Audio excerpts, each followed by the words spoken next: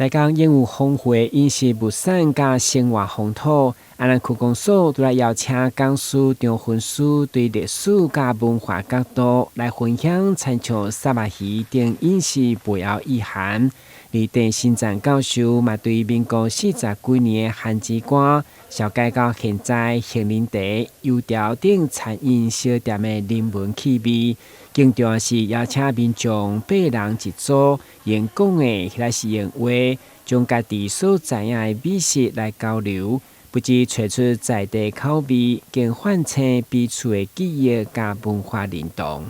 再透过居民的讨论跟协作，然后希望可以就是去发掘更多的在地饮食的一个职人，那让那个安南公所这边可以建立一个饮食人才的一个资料库。民国40几年迄个卡刀吼，我是迄个时阵出世的。阮食的番薯签，阮阵无比人好食。啊，这番薯签叫做청포签啊，是安怎做？啊，当初的生活方式，吼，啊，灶骹才会免来煮这个番签干这个代志。安南区为了拼观光行销，艺术美食拍头阵的安南就酱园系列计划，